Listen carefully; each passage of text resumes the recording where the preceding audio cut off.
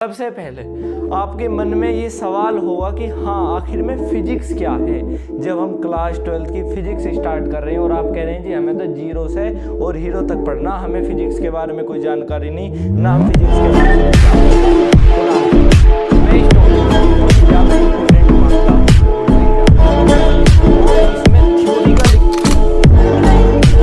Hello guys, I am Kunal Bhadana or I welcome to you all to this amazing platform of NCERT classes by Bhadana. Today I will discuss about the chapter Electric Charges and Fields. सबसे पहले मैं आपसे बात करना चाह रहा हूं कि हम क्लास 12th फिजिक्स की बिगिनिंग करने जा रहे हैं। जो भी आपने क्लास 11th में जो भी आपसे कुछ गलतियां हुई हों या आपने क्लास 11th अच्छे से नहीं करी हो तो बिल्कुल नो टेंशन हो जाए। यहाँ पर बिल्कुल आपको बेसिक से पढ़ाया जाएगा और बिल्कुल ऐसे इंटरेस्ट से पढ़ाया जाएगा कि हाँ मेरे पे सब कुछ आता फिजिक्स में, मैं बिल्कुल भी कंफ्यूज नहीं हूँ। बिल्कुल जीरो से और हीरो तक आपको ले जाया जाएगा। स्टार्ट करते हैं विदाउट एनी वेस्टिंग टाइम। सबसे पहले आपके मन में ये सवाल होगा कि हाँ आखिर में फिजिक्स क्या है। जब हम क्लास 12th की फिजिक्स स्टार्ट कर रहे हैं और आप कह रहे हैं जी हमें तो जीरो से और हीरो तक पढ़ना, हमें फिजिक्स के बारे में कोई जानकारी नहीं, ना हम फिजिक्स के बारे में कुछ जानते। तो चलिए स्टार्ट करते हैं, जानते हैं क्या है फिजिक्स। फिजिक्स वो ब्रांच ऑफ साइंस है, साइंस की वो ब्रांच जब हम इस नेचर के बारे में या नेचुरल फिनोमिनाओं के बारे में स्टडी करते हैं तो हम उसे बेसिकली फिजिक्स के नाम से जानते हैं। Physics is a branch of science which will discuss about the nature and natural phenomena. जो भी ये सब कुछ हो रहा है बाय फिजिक्स हो रहा है। आप मेरी आवाज़ सुन पा रहे हो या आप टीवी के रिमोट से चैनलों को बदल पा रहे हो, आपका पंखा चल पा रहा है या दिन और रात का होना, ये सब कुछ डेराइव हुआ है बाय फिजिक्स। तो फिजिक्स का हमारी लाइफ में एक बहुत ज़्यादा इंपॉर्टेंट रोल है। क्लास 11th में एक चैप्टर आता फिजिकल वर्ल्ड, जहाँ पर हम scope of physics, experimental study of physics पढ़ते हैं। तो उससे कोई बात नहीं है, अगर आपको फिजिक्स ही पढ़नी है क्लास 12th की तो यहाँ से आपको बिल्कुल बेसिक से पढ़ाया जाएगा। तो विदाउट एनी वेस्टिंग टाइम चलते हैं इलेक्ट्रोस्टैटिक। इलेक्ट्रोस्टैटिक हमारी क्लास 12th की पहली यूनिट है।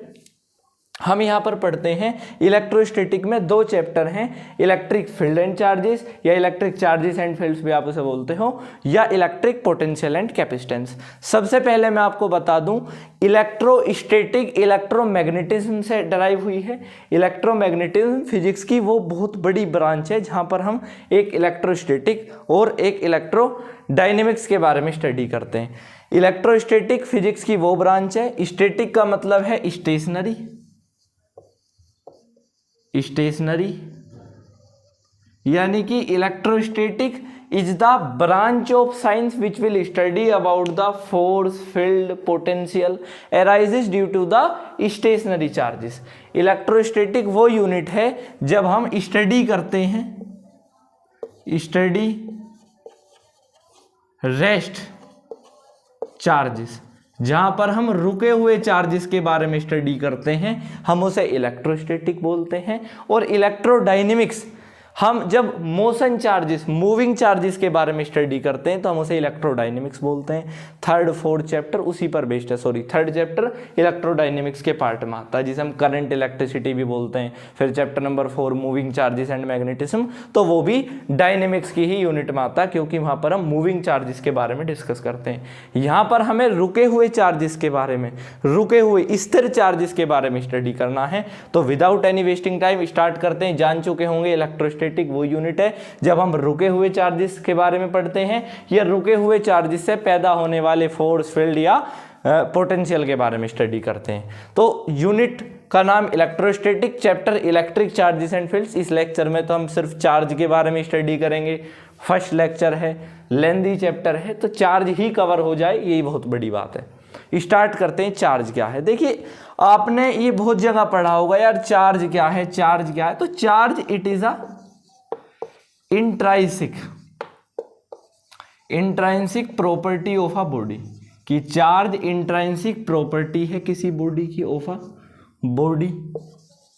इंट्रांसिक का मतलब जानते हो? इंट्रांसिक क्या होता है? इंट्रांसिक कमेंट करें। इंट्रांसिक का मतलब होता है कि वो एक ऐसा सब्सटेंस जिसका हमें पता ही ना हो वो किस चीज से मिलकर बना है। एक ऐसा सब्सटेंस जिसका हमें पता ही ना हो वो किस चीज से मिलकर बना है, उसे हम बोलते हैं इंट्रांसिक। जैसे लाइक एग्जांपल मास, कि भाई मास को आप बता सकते हो कि किस चीज से मिलकर बना, नहीं बता सकते। तो उसी तरह से चार्ज भी एक इंट्राइंसिक प्रॉपर्टी है किसी बॉडी की, या दूसरे शब्दों में आप कह सकते हो कि भाई चार्ज एक ऐसी इनहेरेंट प्रॉपर्टी है किसी बॉडी की जो अट्रैक्ट या रिपेल करता किसी दूसरी बॉडी को। मतलब वो किसी बॉडी की ऐसी इनहेरेंट का मतलब है पता नहीं है वो किस चीज से मिलकर बना है, जो किसी दूसरी बॉडी को अट्रैक्ट और रिपेल भी करता है। उसके बाद अब हम ऐसा मान के चलते हैं कि चार्ज आखिर में प्रोड्यूस कैसे होता है, जैसे हमने नेक्स्ट हेडिंग लगा रखी है प्रोडक्शन ऑफ चार्जेस, तो वो तो हम पढ़ेंगे ही।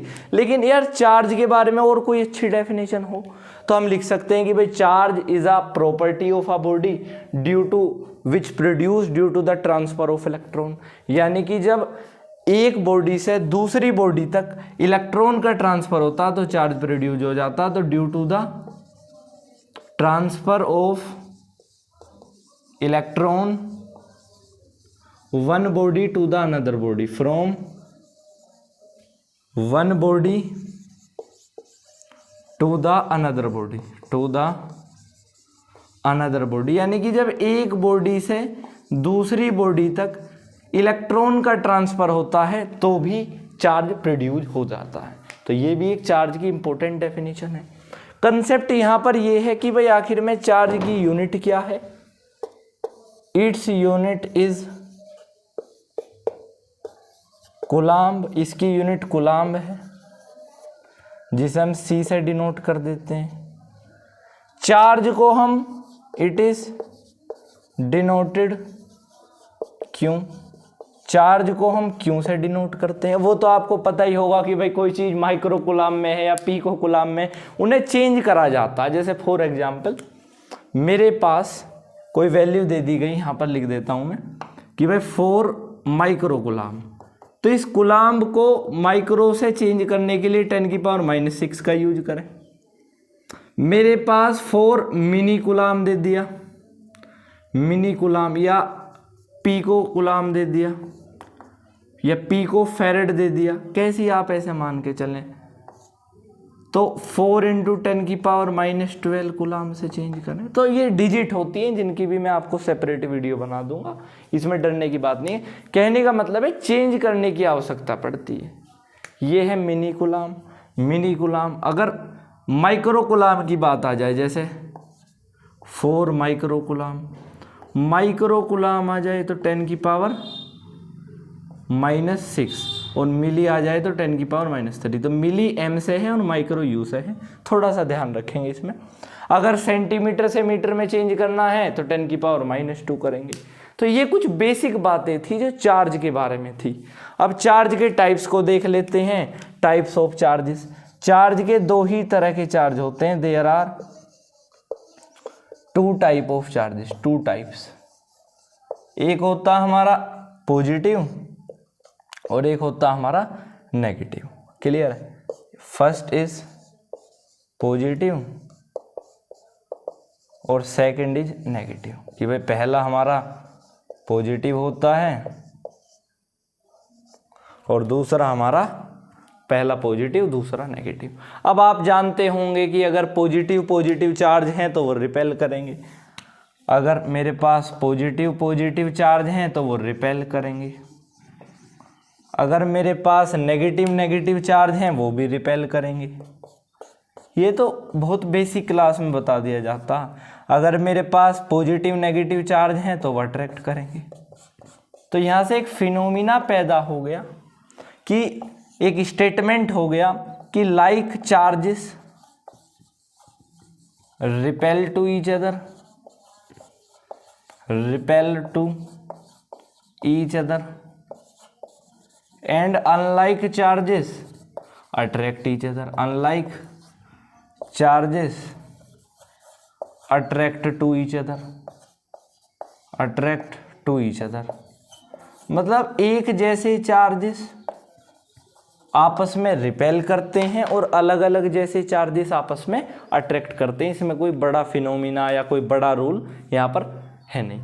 दूसरा टॉपिक है प्रोडक्शन ऑफ चार्जेस, की चार्ज की उत्पत्ति कैसे होती है। जैसा अभी हमने सीखा कि भाई जब एक बॉडी से दूसरी बॉडी तक इलेक्ट्रॉन का ट्रांसफर होता तो चार्ज पैदा हो जाता।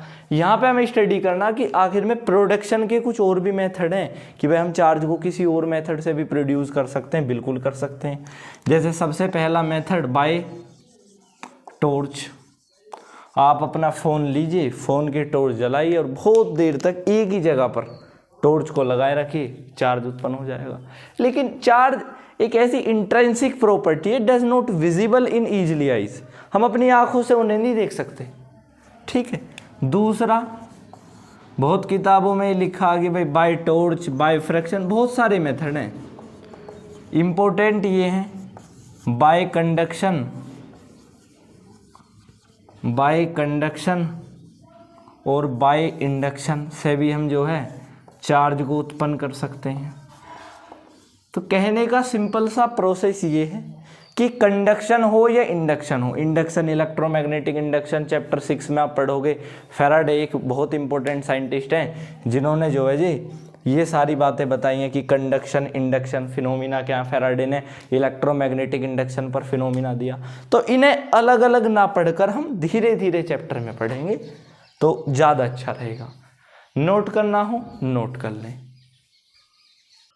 Next topic, define 1 coulomb of charge. अब हमने जान लिया कि भाई चार्ज क्या होता है, तो हम ऐसे कैसे बता सकते हैं कि आखिर में ये इतना जो चार्ज है वो 1 कूलम है, या इतना जो चार्ज है वो 2 कूलम है, या इतना जो चार्ज है वो 3 कूलम है। सबसे पहले आपको पता होना चाहिए कि हम जो है चार्ज को लिखते हैं या करंट को, करंट इज इक्वल टू होता है चार्ज अपॉन टाइम। आपने पढ़ा होगा कि I is equal to Q upon T, पढ़ा था। अब अगर मैं चार्ज को लिखना चाहूं तो चार्ज हो गया current into time, current into time. तो टाइम तो 1 ही सेकंड रहेगा, ये तो फंडामेंटल इशू है कि वह टाइम जो है वो तो 1 ही सेकंड रहेगा। लेकिन अगर मैं 1 एम्पियर का करंट लूं, अगर 1 एम्पियर का करंट 1 सेकंड में किसी कंडक्टर से पास हो रहा है तो उस कंडक्टर में फ्लो होने वाला चार्ज 1 कूलम है। दोबारा रिपीट कर रहा हूं, charge is equal to current into time. आपको ऐसे याद रखना है कि टाइम तो 1 सेकंड रहेगा, ये फिक्स है।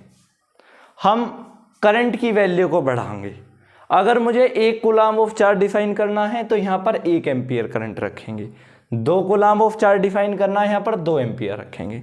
1 एम्पियर कैसे डिफाइन होगा कि किसी कंडक्टर से 1 एम्पियर जब करंट फ्लो हो रहा है 1 सेकंड में हो रहा है तो उसमें फ्लो होने वाला जो चार्ज है वो 1 कूलम है। Define 1 coulomb of charge. तो 1 कूलम ऑफ चार्ज की हम डेफिनेशन ये लिखेंगे कि if a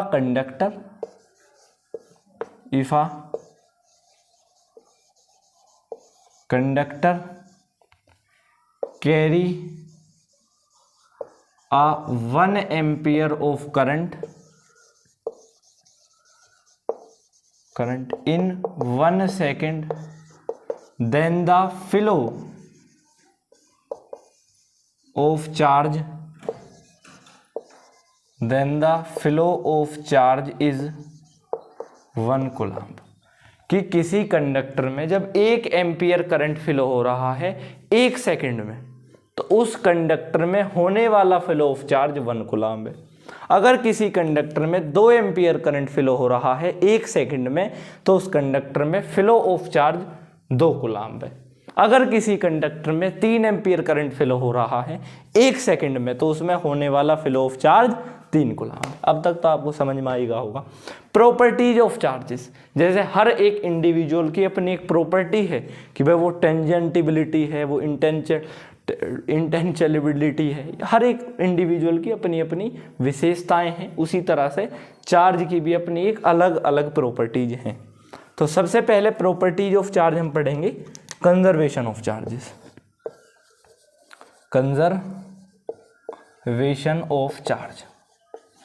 conservation of charge ये बोलता है कि ना ही तो चार्ज को, पहले हिंदी में समझेंगे, कि ना ही तो चार्ज को हम पैदा कर सकते हैं और ना ही चार्ज को हम डिस्ट्रॉय कर सकते हैं, मतलब बर्बाद कर सकते हैं। हम उसी प्रॉपर्टी को कंजर्वेशन ऑफ चार्जेस बोलते हैं। Charge can neither be created nor be destroyed but only transfer from one body to the another body. तो charge can neither be created, ना ही तो हम चार्ज को पैदा कर सकते हैं, क्रिएटेड का मतलब होता पैदा करना, और नॉर भी डिस्ट्रॉयड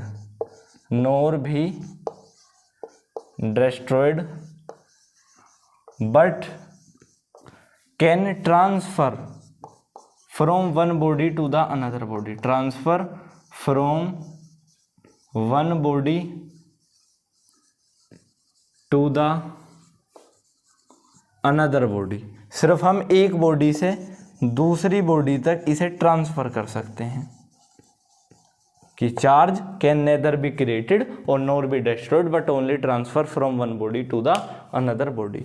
दूसरी इसकी इंपॉर्टेंट प्रॉपर्टी ये है कि invariant theory of charges, invariant theory of charges, कि जितना चार्ज रेस्ट में है उतना ही चार्ज मोशन में होगा।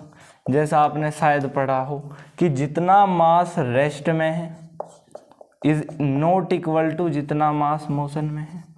जैसे मैं फॉर एग्जांपल आपसे ले रहा हूँ, इसमें आप लिख लेंगे कि इसका मैग्नीट्यूड पर कोई फर्क नहीं पड़ता, there is no effect of magnitude on its motion, कि चार्ज का मैग्नीट्यूड नहीं बदलता जब कोई चार्ज मोशन में रहता।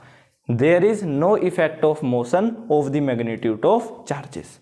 आपने ऐसा इमेजिन करा होगा कि कोई इंडिविजुअल है, उसमें 70 kg वेट है और वो दौड़ता हुआ जा रहा है और वो किसी दूसरे इंडिविजुअल से टकराए, तो उसका वेट कम से कम उसे 80 kg लगेगा। क्यों? क्योंकि मास जो है वो मोशन पर डिपेंड करता है, लेकिन चार्ज जो है वो मोशन पर डिपेंड नहीं करता। बहुत इंपॉर्टेंट है, इससे MCQ आने के चांस ज़्यादा है। तीसरी बहुत ज़्यादा इंपॉर्टेंट प्रॉपर्टी है कि वही मैंने अभी आपको थोड़ी देर पहले लिखवाई थी कि charge on same sign can repel each other, charge on different sign can attract each other. कि भाई एक जैसे चार्जेस रिपेल करते हैं हमेशा, अलग अलग जैसे चार्जेस हमेशा अट्रैक्ट करते हैं। तो हम बचपन से ही पढ़ते हैं मैग्नेट के ऊपर कि भाई नॉर्थ पोल आपस में रिपेल करेंगे, नॉर्थ पोल साउथ पोल आपस में अट्रैक्ट करेंगे। इंपॉर्टेंट प्रॉपर्टी यहाँ पर है quantization of charges, quantization of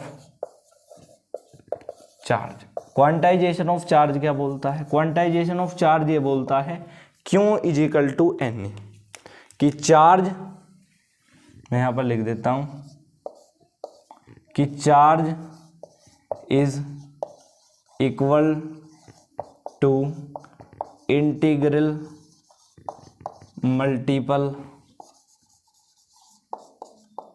to basic charge, to basic charge. मतलब Q is equal to N की जो चार्ज होगा वो इंटीग्रल मल्टीपल होता है बेसिक चार्जेस के। क्वांटाइजेशन ऑफ चार्ज हमेशा हमें बताता है कि अगर हमारे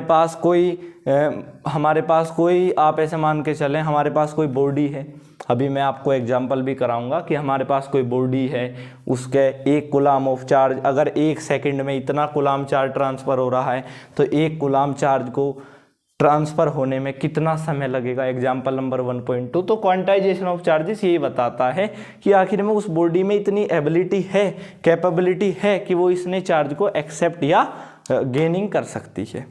क्लियर है? अब टॉपिक आता है यहाँ से integral multiple to the basic charge. Elementary charge का दूसरा नाम ही बेसिक चार्ज है। मैं इस वाले टॉपिक को अलग कर देता हूँ। एलिमेंट्री चार्ज का दूसरा नाम बेसिक चार्ज है या दूसरा इसका नाम फॉर्मल चार्जेस भी है। ठीक है, एलिमेंट्री चार्जेस वो इस दुनिया का चार्ज है, वो दुनिया का सबसे छोटा चार्ज जो कभी भी डिवाइड नहीं हो सकता, टूट नहीं सकता।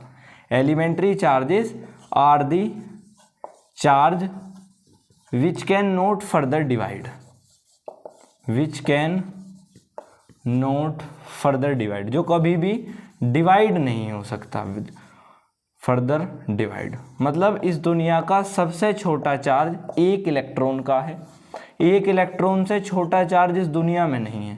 मतलब ये ब्रेक नहीं हो सकता, फर्दर अपने आप में नहीं टूट सकता। 1.6 × 10⁻19 1 इलेक्ट्रॉन का चार्ज है। इस दुनिया का सबसे छोटा चार्ज, जिस elementary charges, formal charges, basic charges कहा जाता है।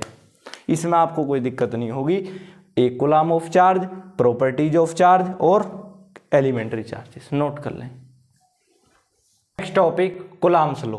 मैं इस टॉपिक को बहुत ज़्यादा इंपॉर्टेंट मानता हूं बोर्ड एग्जाम के लेवल से, और इसमें थ्योरी का लिखना इतना ज़्यादा ज़रूरी नहीं होता, क्योंकि थ्योरी तो एक ऐसा आ कि भाई अगर कोई नॉर्मल स्टूडेंट पढ़ने बैठा तो वो लंबे समय तक इन नोट्सों को रिवाइज करके पढ़ सके, इन रिवाइज करके नोट्सों को उसे वो फिर से वो याद आ सके कि अगर मैंने अभी अभी वो लेक्चर देखा है, इसकी वजह से ये तो मैं थ्योरी लिखवा देता हूँ, वरना इतनी इंपॉर्टेंट नहीं है।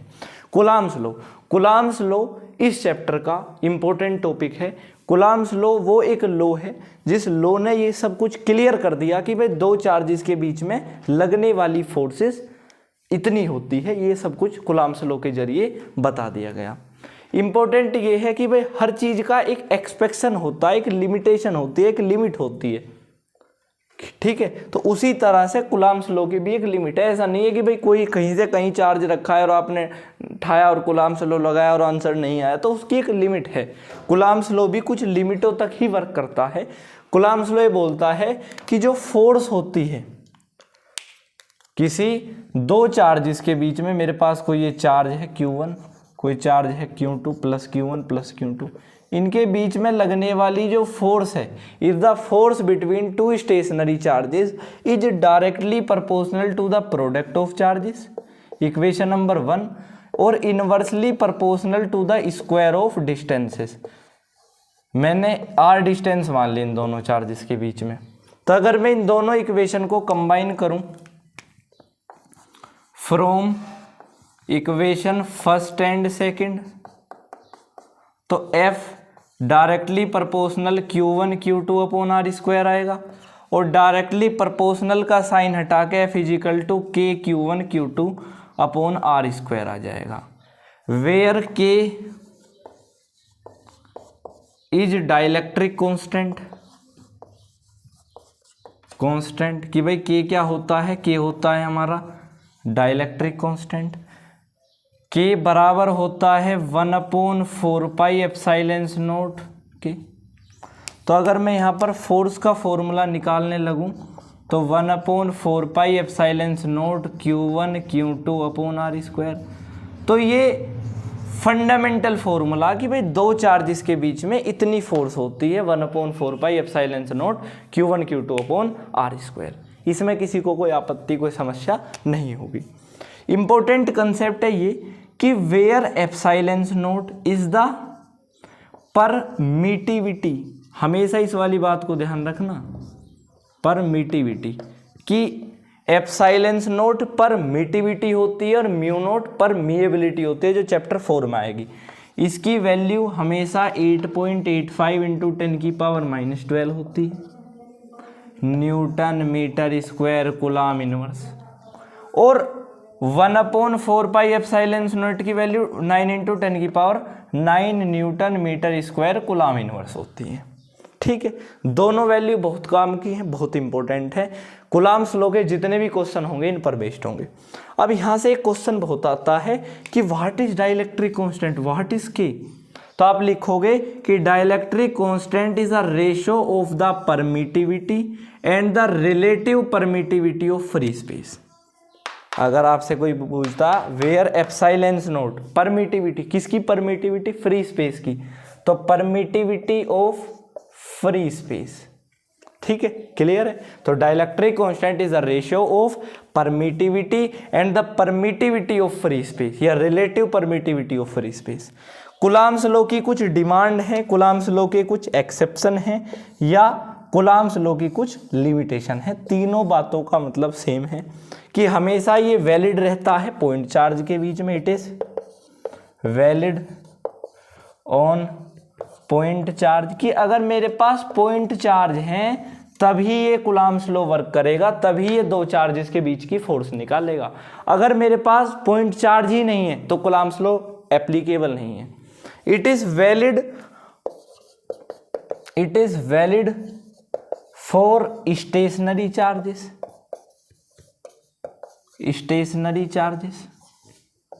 कि ये स्थिर चार्जेस के लिए वैलिड है। अब ऐसा नहीं है कि आप मूविंग चार्जेस पढ़ रहे हो, इलेक्ट्रोडायनेमिक्स लगा रहे हो कूलम्ब्स लॉ, कि है तो वो भी चार्ज है लेकिन स्थिर चार्ज पे ही कूलम्ब्स लॉ एप्लीकेबल है।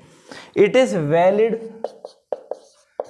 वैलिड फॉर डिस्टेंस d⁻⁻15, मतलब बहुत कम डिस्टेंस तक ही ये कूलम्ब्स लॉ वैलिड है। अब मैं आपको एक और बात बता देता हूं कि रट्टाफिकेशन करने की गलती ना करना कि हमें पढ़े जा रहे हैं कूलम्ब्स लॉ, ये क्वेश्चनों के लिए एप्लीकेबल है। डायरेक्ट कभी बोर्ड में ऐसे क्वेश्चन नहीं आएंगे व्हाट इज कूलम्ब्स लॉ या what is limitations of Coulomb's law. ये भी एक्सेप्शन है कि अगर आपने ये चीज़ें नहीं पढ़ी तो क्वेश्चन भी नहीं कर पाओगे। तो ध्यान से चलेंगे, बिल्कुल रटने की कम कोशिश करेंगे, समझने की ज़्यादा करेंगे, नोट कर लें।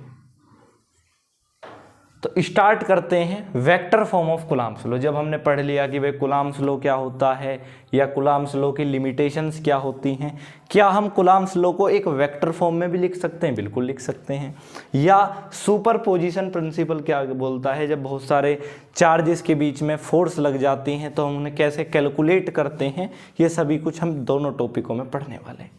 सबसे पहले आप वो दो ही चार्ज लेंगे, एक प्लस चार्ज दूसरा भी प्लस चार्ज, समझेंगे। अब आप ऐसे मान के चलें ये 1 है, ये 2 चार्ज है। इस 1 चार्ज ने Q चार्ज पर रिपल्सन फोर्स करा तो इस पर लगने वाली फोर्स होगी F21 वेक्टर।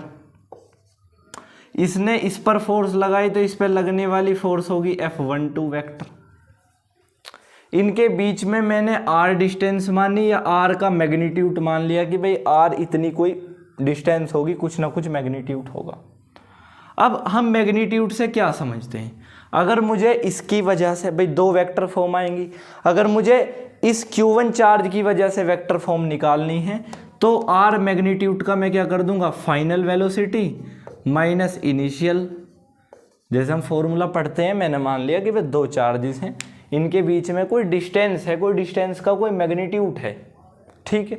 अब अगर मुझे इसकी वजह से वेक्टर फॉर्म निकालनी है, वेक्टर फॉर्म का मतलब होता है फाइनल माइनस इनिशियल, तो फाइनल माइनस इनिशियल डिस्टेंस का वेक्टर इजिकल टू बराबर हो जाएगा R21 का वेक्टर, ठीक है, क्लियर। अब अगर मुझे इस चार्ज 2 की वजह से वेक्टर फॉर्म निकालना है तो R1 vector minus R2 vector हो जाएगा R12 वेक्टर। तो सिंपल, अगर मैं देखना चाहूं इन केस फर्स्ट, पहले केस से अगर मैं इस चार्ज की वजह से वेक्टर फॉर्म निकाल रहा हूं तो 1/4 पाई एप्सिलॉन नॉट दोनों चार्जेस का प्रोडक्ट अपॉन में डिस्टेंस का हुआ स्क्वायर इनटू में वेक्टर फॉर्म। इस चार्ज की वजह से vector form R12I equation number 1 और F21 की वजह से 1/4 pi epsilon not Q1 Q2 upon R21 का स्क्वायर इंटू R21 वेक्टर। इस वाले चार्ज की वजह से वेक्टर फॉर्म यह है, सिंपल है। मैग्नीट्यूड को डिस्टेंस लेट करके तो चलते हो, उसका formula final minus initial 21 is equal to R21। Clear हो चुका है इतनी बात। अब आप ऐसे मान के चलें, अब आओ दी स्टेटमेंट, हमें ये स्टेटमेंट के द्वारा ये पता लग रहा है कि जो फोर्स लगने वाली है 1 चार्ज की वजह से 2 पर और 2 की वजह से 1 पर वो बराबर होगी, कि भाई यहाँ से जितनी इस पर लग रही है इससे इतनी इस पर लग रही है, फोर्स बराबर है। जो डिस्टेंस है R12 की या R21 की वो भी दोनों बराबर रहेंगी। तो इन ऑब्जर्वेशन को देखते हुए एक स्टेटमेंट निकल कर आया और इस स्टेटमेंट से ही मार्क्स मिल जाते हैं कि अबाउ द ऑब्जर्वेशन इस ऑब्जर्वेशन के बिहाफ पर यह देखा जा चुका है कि कूलम्ब्स लॉ है, जो कूलम्ब्स लॉ है, कूलम्ब्स लॉ एग्री हैं न्यूटन के तीसरे लॉ से, न्यूटन्स थर्ड लॉ। न्यूटन का तीसरा लॉ ये बोलता है कि अगर हम कोई भी एक्शन करेंगे तो उसके इक्वल या अपोजिट कोई ना कोई रिएक्शन होगा। तो इस vector form of Coulomb's law से हम ये समझ चुके हैं। 1 मान लो, 1 आपने ऊपर लिख रखा, उससे भी कोई आफत नहीं है। ऐसे मान के चलें हम इस ऑब्जर्वेशन से ये सेटिस्फाइड कर चुके हैं। कूलम्ब्स लॉ क्यों एग्री हुए न्यूटन के तीसरे लॉ से? न्यूटन के तीसरे लॉ ने सिंपल बताया कोई भी एक्शन के इक्वल या अपोजिट रिएक्शन होता है। तो जितना Q1 Q2 पर फोर्स लगा रहा उतना ही Q2 Q1 पर फोर्स लगा रहा, या कितना Q2 Q1 पर Q1 Q2 पर, जितना डिस्टेंस R12 R21, मतलब सभी कुछ बराबर है। इधर एक्शन होता है उधर रिएक्शन, इक्वल और अपोजिट एक्शन और रिएक्शन। क्लियर है इतनी बात? सुपरपोजिशन प्रिंसिपल क्या बोलता है? सुपरपोजिशन प्रिंसिपल का ये स्टेटमेंट बहुत ज़्यादा फेमस है कि the individual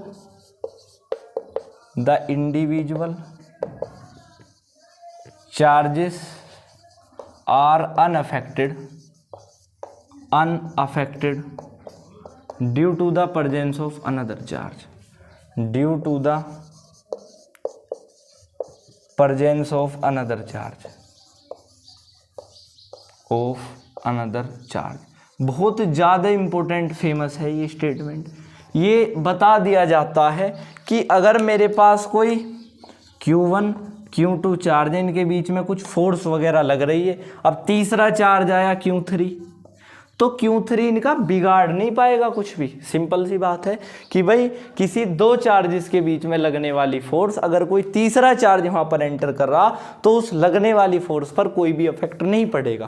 the individual charges are unaffected due to the presence of another charge. इसे फोर्स बिटवीन मल्टीपल चार्ज कहा जाता है। इसमें हम बेसिकली जो पढ़ते हैं, इसमें बेसिकली हम जो चीज़ पढ़ते हैं वो क्या पढ़ते हैं, हम इसमें कंसेप्ट ये समझते हैं कि भाई मेरे पास बहुत सारे चार्ज हैं, जैसे Q1 Q2 Q3 Q4। अब इनके बीच में जो फोर्स लग रही है, जैसे इसके बीच में फोर्स लग रही है F12, इसके बीच में फोर्स लग रही है F13, दोनों का सम कर दो, इसके बीच में F14। तो अगर मुझे सुपरपोजिशन प्रिंसिपल निकालना है तो हम एक फोर्स लेंगे, मैंने फोर्स ले ली F1 ले ली, ठीक है। अब F12 का प्लस F13 का, इनका सभी का वेक्टर सम करते चले जाएं Fn तक, और F फोर्स का जैसे F1 इजिकल टू, अब फोर्स F12 का क्या फॉर्मूला रहेगा कि भाई 1/4 pi epsilon not Q1 Q2 upon R12 का स्क्वायर इंटू R12 का vector. Simple, dash dash dash dash करते चले जाएंगे एन तक। सिंपल, यही सुपरपोजिशन प्रिंसिपल बताता।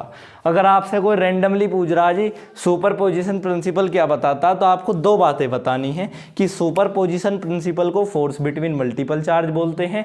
सुपरपोजिशन प्रिंसिपल ये बताता है कि किसी दो चार्जेस के बीच में लगने वाली फोर्स के दौरान अगर कोई तीसरा चार्ज वहां पर एंटर करता है तो उन दोनों चार्जेस के बीच में लगने वाली फोर्स अनअफेक्टेड रहती है, अनटेंजिबिलिटी रहती है। देखो ये वर्ड सब भी नहीं आ रहा, अनटेंजिबिलिटी।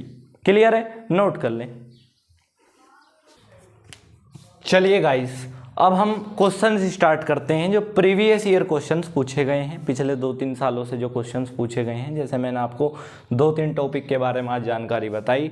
चार्ज क्या है, 1 कूलम ऑफ चार्ज क्या, उसकी यूनिट, उसे डिनोट किससे कर सकते हैं, उसकी प्रॉपर्टीज, कूलम्स लॉ और limitations of Coulomb's law, vector form, superposition principles के बारे में स्टडी कराई और 2-4 और बातें बताई।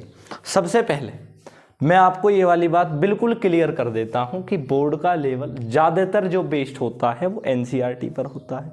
एनसीईआरटी का आप कोई भी क्वेश्चन उठाएंगे जो आज के लेक्चर से आपने पढ़ा है, शायद 2-3 क्वेश्चन ही एनसीईआरटी में उस टॉपिक से आए हैं।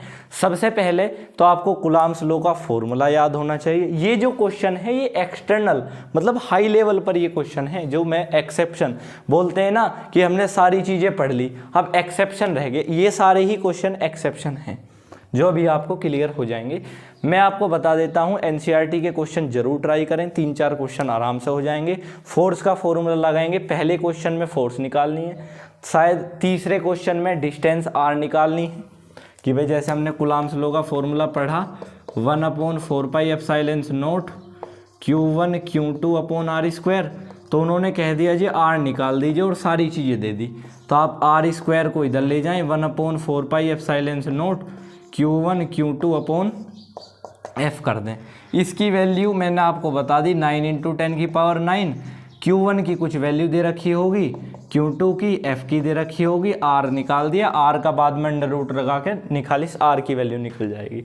तो मेरा कहने का सिंपल मतलब आप समझने का प्रयास करेंगे जरूर। अगर आपने इस लेक्चर को मन से ध्यान से पढ़ा है तो लगभग आपके एनसीईआरटी के 5 क्वेश्चन आज हो जाने चाहिए, और लेक्चर के ख़त्म होते ही आपको एनसीईआरटी के क्वेश्चन करने हैं।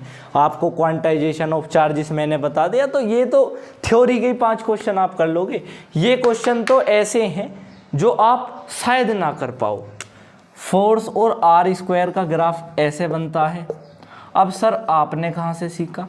देखिए फोर्स और 1/r² का ग्राफ y = mx + c से निकल जाता है। ये इक्वेशन आप मैथ में पढ़ोगे। अभी मैं आपको ये बता देता हूँ कि y = mx + c एक ऐसी इक्वेशन है जिसके द्वारा आप ग्राफ को समझ सकते हैं। दूसरी बात ये है कि ये ग्राफ एनसीईआरटी के किसी ऐसे पेज पर हैं जो शायद आप उन्हें ना देखो, इम्पोर्टेंट है, आ सकते हैं। फोर्स r² का ग्राफ हमेशा ऐसे बनता है, ये वाली बात भी ध्यान रखना, गारंटी है। एक चैप्टर 7 है अल्टरनेटिंग करंट, उसमें एक्सेल मतलब एक्सेल कैपेसिटर और फ्रिक्वेंसी के बीच में ग्राफ बहुत आता है, मतलब इंडक्टिव रिएक्टेंस और कैपेसिटिव रिएक्टेंस और फ्रिक्वेंसी के साथ ग्राफ आते हैं, दोनों इंपॉर्टेंट है, चैप्टर 7 में पढ़ेंगे, अब की बार भी आए हैं। क्या कोई चार्ज बॉडी किसी अनचार्ज बॉडी को अट्रैक्ट कर सकती है? हमने तो ये पढ़ा था कि भाई कोई दोनों बॉडी पे चार्ज है और तब भी अपोजिट चार्ज है, वो तभी आपस में कनेक्ट कर पाएंगी या जब भी आपस में अट्रैक्ट कर पाएंगी। ऐसा पॉसिबल है कि कोई चार्ज बॉडी अनचार्ज बॉडी को अट्रैक्ट कर सकती है? तो yes, one body is polarised. अगर हम एक बॉडी को सर पोलराइज्ड कर लें तो कोई चार्ज बॉडी किसी अनचार्ज बॉडी को अट्रैक्ट कर सकती है। क्या कोई बॉल जिसमें सेम तरह का चार्ज है, कोई बॉडी ए है कोई बॉडी बी है, इन दोनों के पास पॉजिटिव चार्ज हैं, क्या ये आपस में अट्रैक्ट करेंगे? मैंने तो बताया था जी, रिपेल करेंगे। क्या करेंगे? अगर एक बॉडी को हम पोलराइज्ड कर लें, बिल्कुल सेम क्वेश्चन सेम आंसर है। तो कहने का मतलब है ये कुछ ऐसे फिनोमिना हैं जो आपको नोट्सों से नहीं मिल सकते, जो आपको लर्न करने की आवश्यकता होगी। तो thank you for listening me.